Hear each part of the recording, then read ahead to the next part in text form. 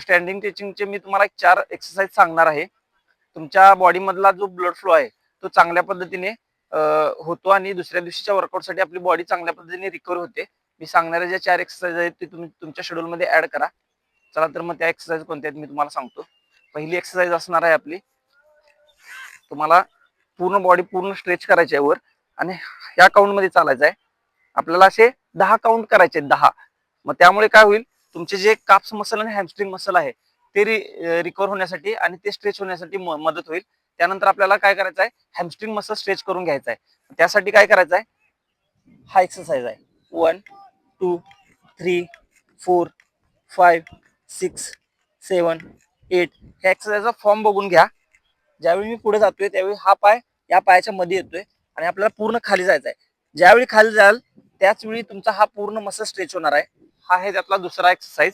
त्यानंतर आपला तिसरा एक्सरसाइज आहे, आपल्याला साइड वॉक करायचा आहे. पूर्ण माझी बॉडी पूर्ण खेचली गेली आहे आणि पायाच्या बोटांवर येण्याचा प्रयत्न करायचा आहे. या साईडला आपल्याला 10 स्टेप जायचे आहेत आणि या साईडला 10 स्टेप जायचे आहेत. त्यानंतर आपला लास्ट एक्सरसाइज असणार आहे, हा एक्सरसाइज आहे, पूर्ण बॉडी पुढे खेचायची आहे. त्यावेळी तुमचे दोन्ही हॅमस्ट्रिंग स्ट्रेच होतील आणि आपल्याला साईडला जायचं आहे, होल्ड करायचं आहे, परत मध्ये यायचं आहे, परत साईडला जायचं आहे, परत मध्ये यायचं आहे. तर आपल्याला यामध्ये होल्डिंग 5 सेकंदाचं करायचं आहे. हे एक्सरसाइज तुम्ही तुमच्या शेड्यूल मध्ये ऍड करा. दुसऱ्या दिवशीच्या वर्कआउटसाठी बॉडी चांगल्या पद्धतीने रिकवर होईल. आणि नेक्स्ट व्हिडिओ तुम्हाला कशावर हवा आहे हे तुम्ही कमेंट मध्ये सांगा, त्याच्यावर व्हिडिओ बनवला जाईल. व्हिडिओ जास्तीत जास्त तुमच्या रनिंग करणाऱ्या मित्रांना नक्की शेअर करा आणि अशाच रनिंग व्हिडिओसाठी आणि वर्कआउटसाठी आपल्या आयडीला फॉलो करायला विसरू नका. जय हिंद.